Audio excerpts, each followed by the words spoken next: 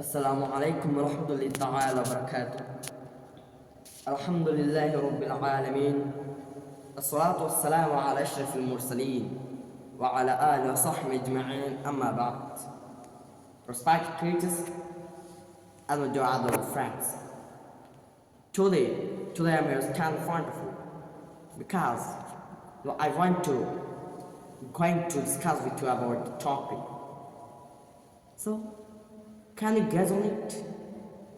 What's the topic? Yes. Now I want to discuss with you about the Holy Quran. But first of all, I want to gratitude to Almighty Allah who blessed me this gorgeous opportunity. Alhamdulillah. My dear friends, as you know, Quran is a book that আমাৰ ইছলাম ধৰ্মত এটা বিশেষ গ্ৰন্থ। এই গ্ৰন্থটোকে সকলো মানুহে নিজৰ মনৰ পৰা নিজৰ অন্তৰৰ পৰা বিশেষভাৱে প্ৰেম ভালোবাসাৰে ভৰিয়াই দিয়ে। হয়, আজি মই সেই গ্ৰন্থৰ বিষয়ে এই কোৰআনৰ বিষয়ে আপোনালোকৰ সন্মুখত দুষাৰমান কথা আলোচনা কৰিম। আপোনালোকে জানে এই কোৰআন এই গ্ৰন্থ অকল এটা গ্ৰন্থই নহয়, অথচ এই গ্ৰন্থটো মানে আল্লাহ তাআলা আমি মানুহ জাতি আমাৰ যি মানৱ সমাজ তাৰ বাবে এক অমূল্য প্ৰতিদান হিচাপে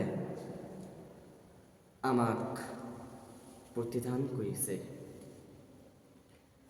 ক'বলৈ গ'লে এই গ্ৰন্থটো বিশেষকৈ আমাৰ ৰসুল সাল্লাল্লাহু আলাইহি ওয়াসাল্লামৰ ওপৰত নাজিল হৈছে। আপোনালোকে জানেনে এইটো নাজিল হওঁতে কিমান দিন সময় লাগিছিল? হয়, মিনিমাম 1 বছৰমান সময় এই গ্ৰন্থটো নাজিল হওঁতে লাগিছিল। আহক এতিয়া মই মোৰ বক্তব্যখনক বেছি লম্বা নকৰোঁ, যে মই মোৰ বক্তব্যটো দুটা ভাগত ভাগ কৰিব লৈছোঁ।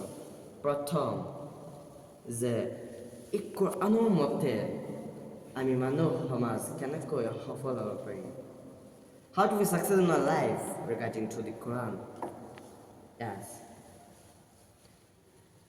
এই কোৰআন এটা এনেকুৱা বস্তু যাক আমি চায়েন্স বুলি ক'ব পাৰোঁ। এইটো এটা চাইণ্টিফিক বুক হিচাপে এতিয়া বহুত মানুহে গণ্য কৰে। কিন্তু এই কোৰআনৰ প্ৰত্যেকটো পাৰা হওক চুৰাক হওক সকলো এটা আখৰৰ মাজেৰে চায়েন্স লুকুৱাই আছে। আপোনালোকে নিশ্চয় বিগ বেং থিয়ৰীৰ কথা শুনিছে। বহুতবিলাক চায়েন্সৰ কিছু এক্সাম্পলছ আমাৰ মাজত আছে। আপোনালোকে জানে এইবিলাক 1400 বছৰ আগতে এই কোৰআন পাকত আল্লাহ তাবাৰক তাআলাই কৈ দিছে, আৰু সেইটো আমাৰ মুছলমান মানুহে আগৰ পৰাই জানে।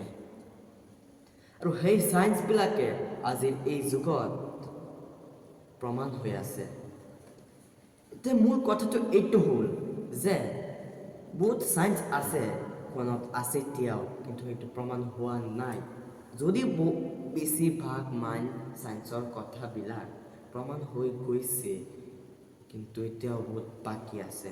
আৰু মোৰ কথাটো আপোনালোকৰ পৰা এইটোৱেই যে আপোনালোকে সেইটোৱে যিটো চায়েন্স এতিয়ালৈকে বাকী আছে তাৰ পৰা আপোনালোকে ৰিচাৰ্চ কৰক আৰু নিজৰ জীৱনত সফল যে কোৰআন মতে সফল হ'বলৈ হ'লে আৰু বহুত মানে আনলিমিটেড